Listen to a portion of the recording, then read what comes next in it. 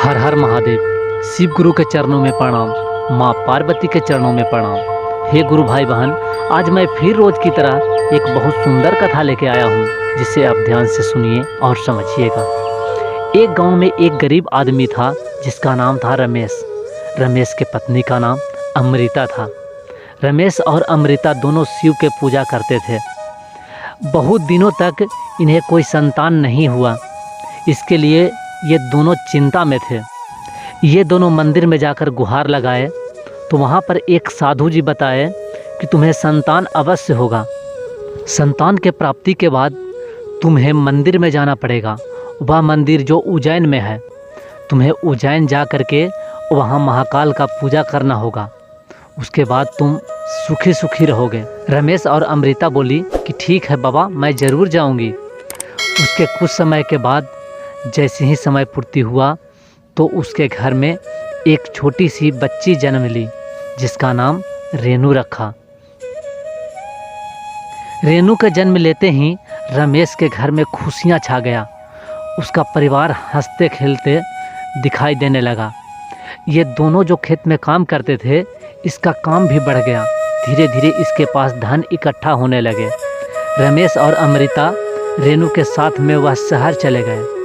शहर में जाने के बाद रमेश सब्जी का दुकान खोल दिया। रमेश का व्यापार धीरे धीरे बढ़ने लगा। वह शिव का पूजा करना कभी नहीं छोड़ा था। वह पति पत्नी दोनों शिव के पूजा करते थे।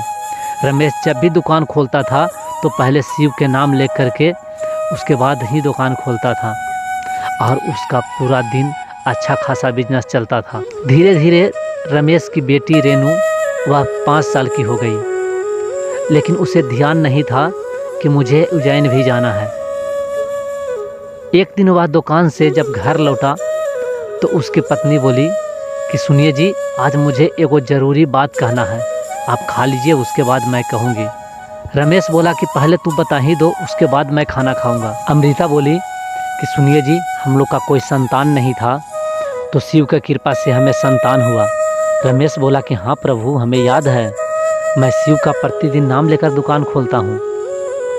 उसकी पत्नी बोली कि सुनिए, एक बात और याद रखिए, जब हम लोग को संतान नहीं था, मंदिर गए थे तो वहाँ पर एक साधु बाबा बताए थे कि हम लोग का उज्जैन जाना होगा।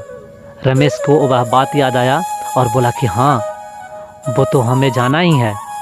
ये ठीक है, 1-2 दिन ठहरो, मैं ट्रेन पता करता हूँ और वह ट्रेन से सब लोग चलेंगे वहाँ पर। उसकी पत्नी बोली कि ठीक है। रमेश खाना पीना खाया, वह फिर अपना रात भर सोया और रोज़ की तरह वह अपना दुकान पे चला गया। ट्रेन पता किया और वह टिकट लेकर के रमेश, अमृता और उसकी बेटी रेनू तीनों चल दिए। जाते जाते रास्ते में रेनू को प्यास लगा। रेनू बोली कि पापा, मुझे प्यास लगा हुआ है, पानी पिला दीजिए। लेकिन उनके पास तो कोई पानी था ही नहीं। रमेश बोला अमृता को कि अमृता तू यहीं पे ठहरो, मैं बाहर से पानी लेकर के आता हूँ। उसकी पत्नी बोली कि नहीं जी, आप मत जाइए बाहर, यदि ट्रेन खुल गई तो। रमेश बोला कि तू चिंता ना करो, मैं लेकर तुरंत चलाऊँगा। उसकी पत्नी बोली कि नहीं, मैं भी नीचे चलूँगी, हो सकता है यदि ट्रेन खुल गई तो आप यहीं रह जाएंगे और हम वहाँ चल जाएंगे। तो तीनों मिलकर के नीचे उतर गए। रमेश पानी लाने के लिए कुछ दूर आगे गया। उसी बीच इधर ट्रेन खुल गई। अमृता रमेश को आवाज़ देते रही कि आइए आइए, लेकिन वो पता नहीं चला कि किधर चले गए रमेश। और इसका सारा सामान ट्रेन पर ही था। वह ट्रेन चली गई।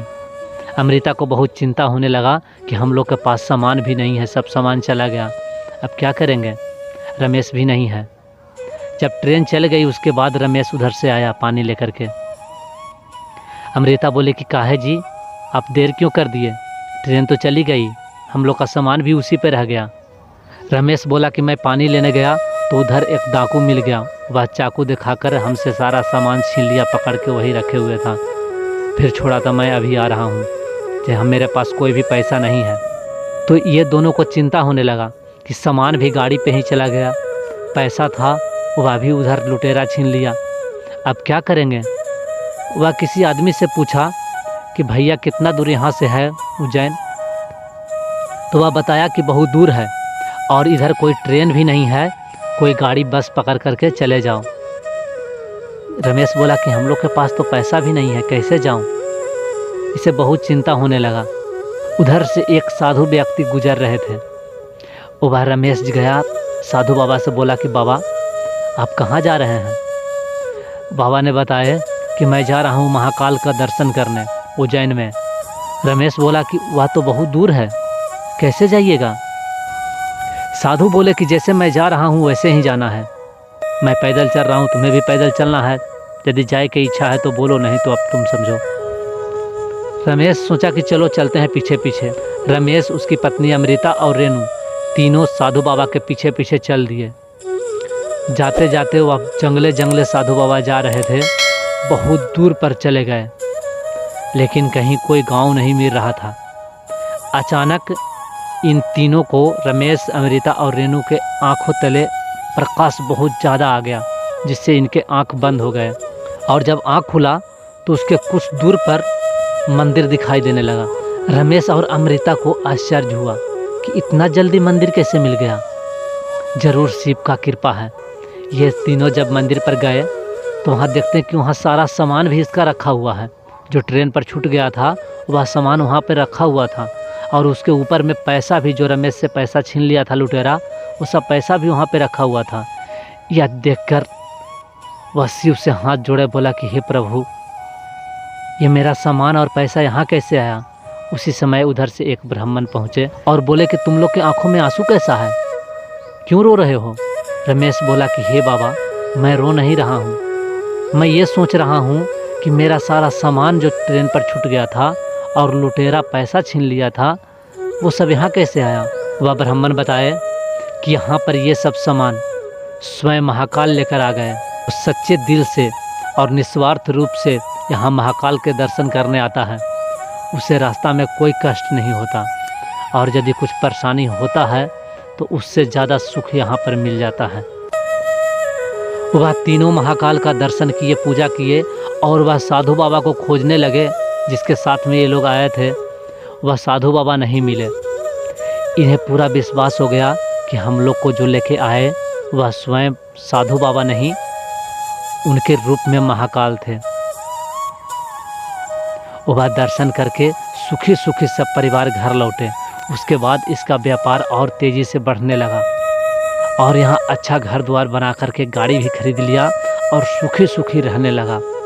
तो हे गुरु भाई बहन, जो सच्चे दिल से शिव का पूजा करता है, महाकाल का पूजा करता है, उसे किसी चीज़ का दिक्कत नहीं होता। तो यह वीडियो आपको कैसा लगा कमेंट में ज़रूर लिखिएगा, और वीडियो को लाइक, चैनल को सब्सक्राइब करना ना भूलिएगा। हर हर महादेव।